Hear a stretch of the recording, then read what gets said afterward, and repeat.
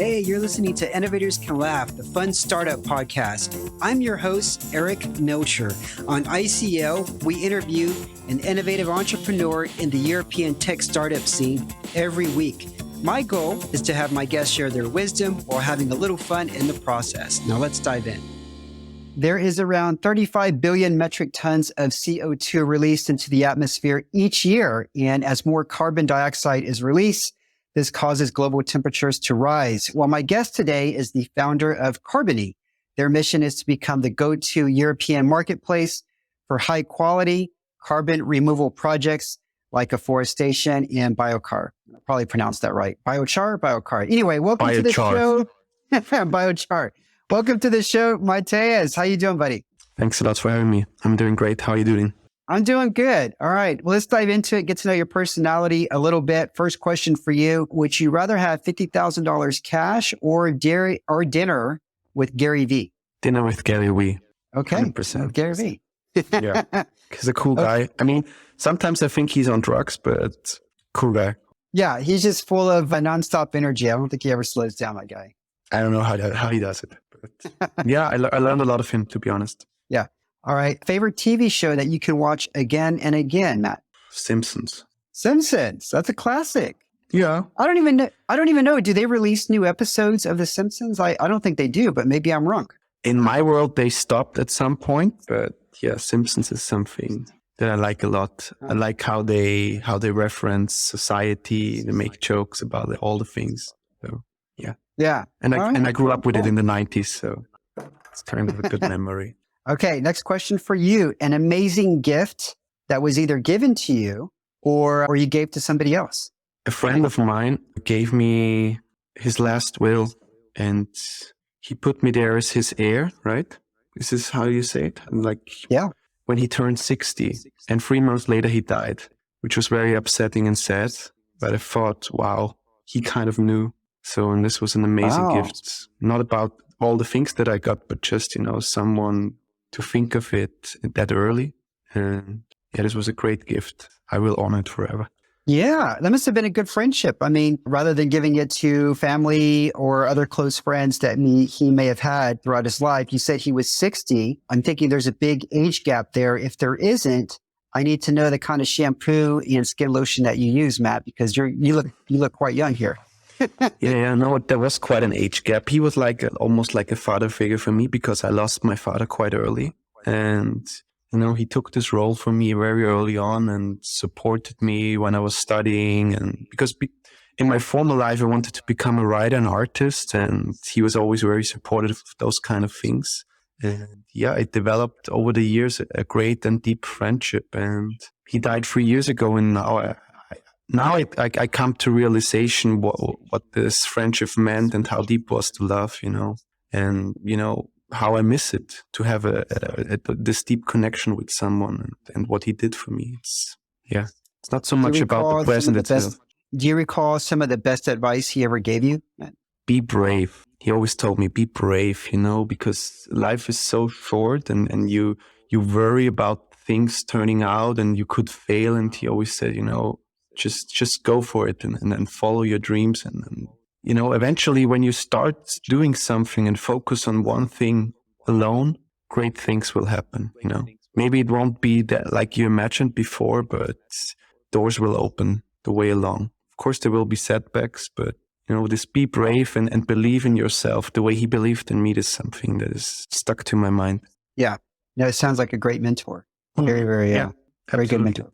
Okay, let's see here. Another question for you. What is something that you are weirdly good at? Something that you just are very good at, probably better than a lot of other people out there. Smelling. No, really, man. I think I'm kind of a crossbreed between a dog and a human. Okay. There's two occupations that you could kind of be doing, like people who make perfumes, right? Or a chef. Because both things I can appreciate a lot, to be honest. I love to cook, I love to eat, and also I love perfumes and the not so much the business side about it, but the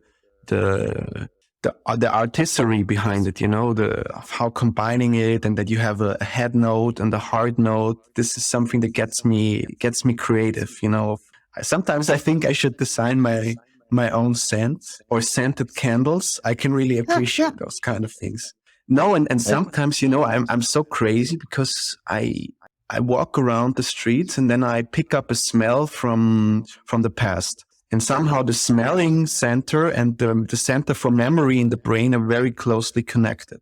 Okay. And then, for example, a girl walks by and she smells exactly like my first girlfriend, and boom, it takes me back, to when I was 17 years old, and all the emotions. It's in there, and it's beautiful that a scent as simple as that can do it. Yeah.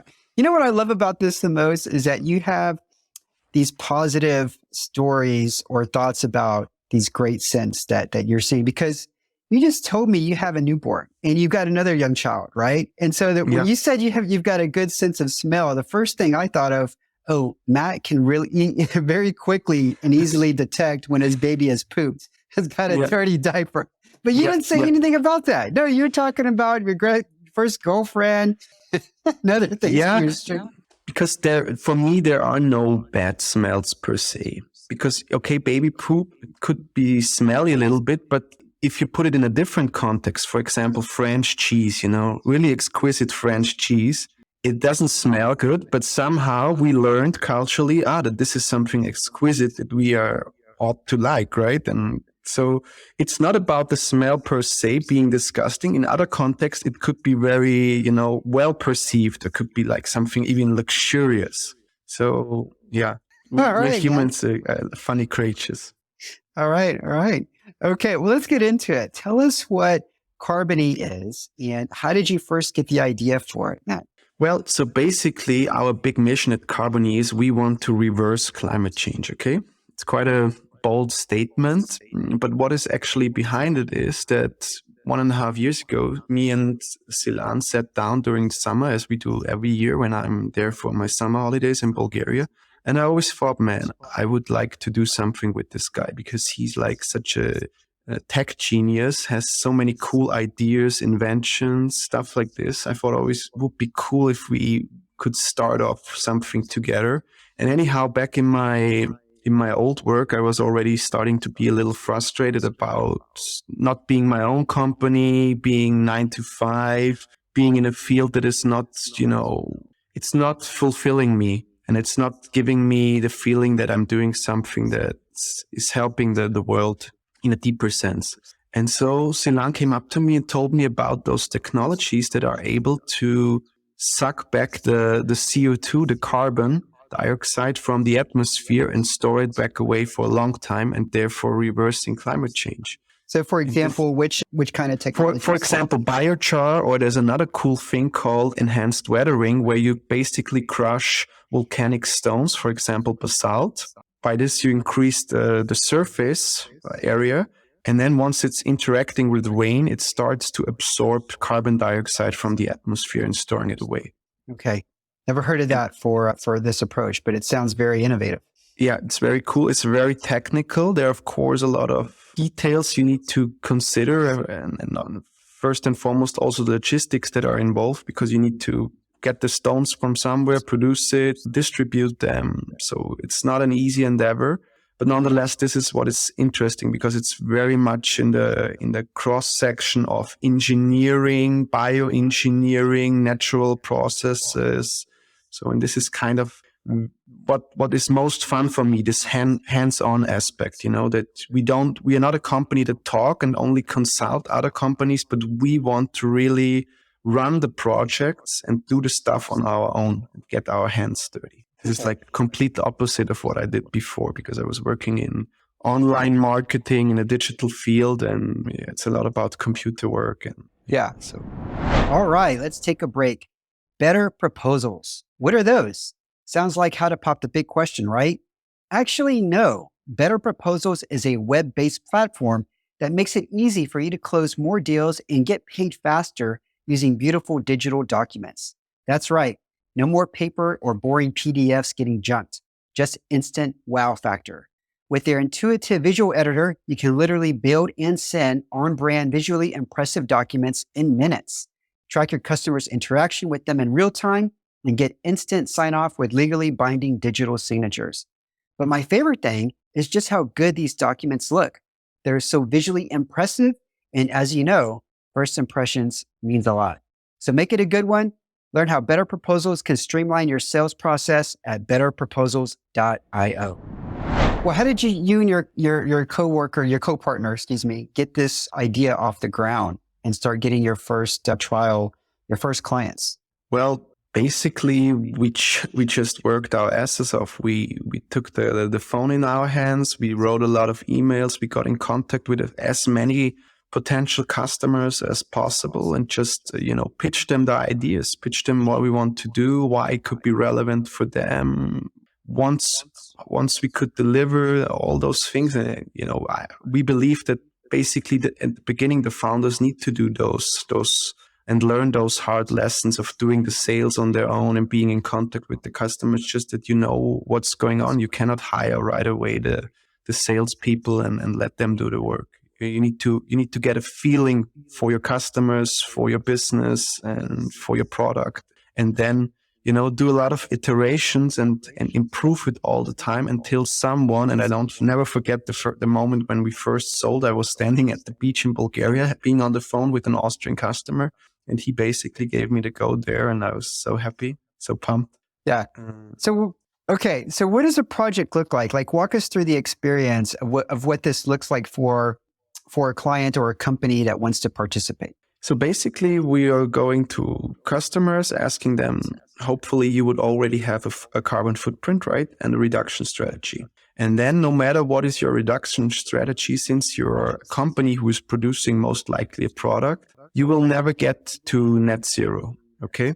Because you're producing something, you have a certain percentage of unavoidable emissions.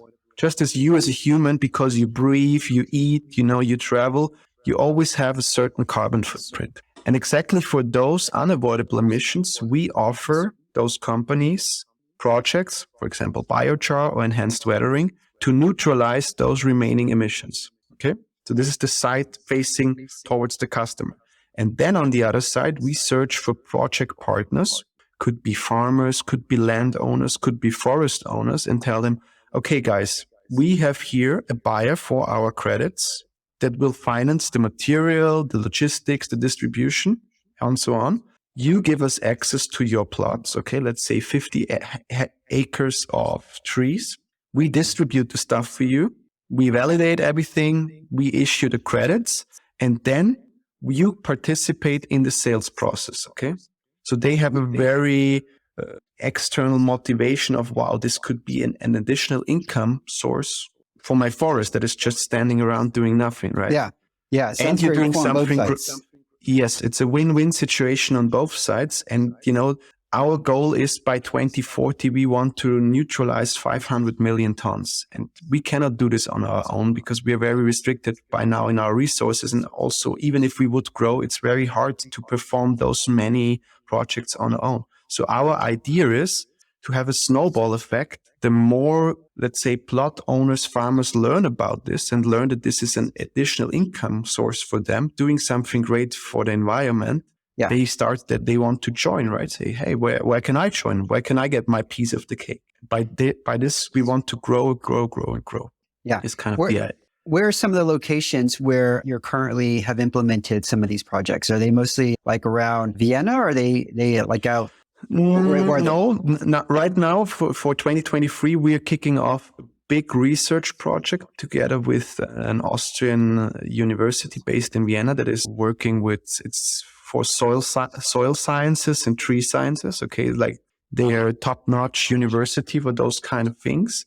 And we are doing a research project where we scientifically observe what are the co-benefits combining this basalt stone powder with already existing forests. Okay, what kind of nutrients do the tree get? Do they have a higher survival rate? Do they grow faster? Can they sequester, store more carbon than usually if they wouldn't get this basalt stone powder? Okay, and where we want to really observe this in a scientific manner. And then, so this is more happening on the countryside where there's a lot of forests. And in 2023, we're also going to kick off first projects in the agricultural space in Bulgaria. All right. Close to Sofia, though, because Yeah. this is where Silan, my co-founder, is located. Yeah. Now, there's a lot of cool things going on in Bulgaria. When you drive around the countryside there, you just see nothing but wind farms. I've saw more wind turbines than I think I've ever seen anywhere else traveling through Spain or even here in Romania. There's just so many in Bulgaria. So you and your coworker, I keep saying coworker, I don't know why. You and your partner have been at this a few years, but you were working at the same time. Is that correct until recently? Yeah. Yeah. We were working at the same time. So basically we started off as a side project, although it's, pretty quickly turned out to me that this will be my main hassle. And I reduced work hours at my regular work. And since 2 weeks, I'm basically completely retired. And now I'm a full-time founder just because, having kids, having 2 jobs, it's kind of hardcore. And I just thought, as I said before from my mentor, be brave. Now I just could feel it. Now it's the time to go all in and to work fully on this and see where it's going to take us. Because if you never give it your all and your best, it has never the chance to take off. So what is the worst thing that could happen? Yeah. No, that's great to hear. That's great to hear, Matt. So juggling kids and a couple of different projects or work and a side hustle, I know all about that, where time is everything. And you just don't have the luxury of wasting time here. Okay. Absolutely. So what's something that you realize, God, I wasted a lot of time on that effort. And if I could go back in time, I would have either done this differently or tried something else. You mentioned that there was a lot of code calls, a lot of code emailing and other initiatives that you did. But what's one of the mistakes that you learned from? To be honest, it's all about the confidence that you have in your own product. And especially at the beginning, you're very new to a field and you think you talk to experts on the other side and you try to belittle yourself and to, ironically make your product smaller and worse than it actually is. Because, in the end, it's a great idea. And the more I talk to people, I learned that also for all those sustainability managers in the companies, it's a damn new field as well. And I understood with every call more and more that, man, we have something to offer here. First of all, we have great knowledge because we have really attentively followed all the latest regulations, all the latest applications from the European Union and so on. So we have a knowledge there. We have something to give. And on top of this, we are doing our products with great decency. We don't want to sell any bullshit. Sorry, my French. But, we really want to come up with a great product that has real value and that really helps the cost, that really stores away carbon for a long time and therefore fights climate change. This is our benchmark. And, we wouldn't sell anything that we don't stand, fully behind this product. So I feel now that learning those lessons, it's really important that you believe in yourself and that you are confident in what you're doing and what you have to offer. And this is what now the companies feel, when we have a call or when we have a meeting, they immediately can see, okay, wow, those guys, they know what they're talking about. I trust them. I feel them. Yeah. Let's go on. Very cool. How long does a typical project last, Matt? Well, depending on the technologies and the techniques we're using, the project itself are quite fast once you have done the research and the preparation work, meaning sourcing the materials, crushing the materials, distributing the materials. Then this is actually happening in 1 or 2 days. And then basically you're just waiting until it starts to rain and those, stone powder is getting drawn into the soil. And then you do the measurement. Where is that volcano rocks or ash coming from? Where are you sourcing that from? Well, it always depends on where will be the location of distribution, because what is very crucial to us is for every project, we need to do a life cycle assessment, meaning everything that we do in the project, the logistics, the material processing, has also a certain creation of carbon dioxide, right? It has a footprint. And to balance out and to get, in the end, a clear idea of what are we saving with this project, we need to first know what will we produce while doing the project, right? Yeah. So for us, it's always essential that we stay within a radius of 100 to 150 kilometers. So depending on where are the quarries, and there are a lot of quarries, for example, in Austria, there's some, in Bulgaria, even more, and also in Hungary. And then we search, okay, where can we run and find project partners close to those quarries, for example. Okay. This is, so kind of nature gives us the idea of where we need to search for our next partners. That's so fascinating. Okay, so what's exciting for you in the next 12 months? I mean, both personally, obviously you got a newborn, so for the next 12 months, you're going to have your hands full with baby number 2, but also for Carbony. What are you excited about? Well, definitely that we're going to run the search project just because I'm so interested in also those results, and what it could be doing for the trees out there, and to, have this, see this with your own eyes. This would be great because we have now a test plot also here in the city where I live called Steyr, where we've already seen the seedlings, and now we will, in next spring, we will distribute the rock powder. So I'm just curious to see it and, be myself on the field. This is just a great thing. And yeah, obviously also in the next year, we're trying to get in some seed investing rounds. So yeah, this is what I'm excited about. All right. Matthias, where can people learn more about you and Carbony? Mostly on our website, carbony.eu, and definitely on LinkedIn. This is where we are most active. On LinkedIn, we have a company channel, Carbony, and also definitely people can connect with me there. Every once in a while, we are posting about projects, progresses, events that we are participating on. So yeah, this is definitely our main channel, but we're also on Instagram. We're all on the social media channels, but LinkedIn is basically our go-to platform. Fantastic. Okay, I'll include links to Carbony and also Matt's LinkedIn profile in the show notes. If you haven't already, feel free to sign up for the ICL newsletter. You can just go to innovatorscanlaugh.com and you'll see takeaways and other insights from my interviews and other projects that I'm working on. Hey, Matt, thanks for being on the show. This was a pleasure. Hope you had a wonderful Christmas and off to a 2023 fantastic year. Same to you, Eric. Merry Christmas. Thanks for having me. And yeah, pleasure. Hope to meet you soon in person. Yeah, absolutely. Okay. Cheers. Cheers. Thanks for listening to the show. If you enjoyed it, I'd really appreciate it if you could give us a review and star rating. Also, don't forget to sign up for the ICL newsletter at innovatorscanlaugh.com, where you can get the bio and details of each guest. Thanks.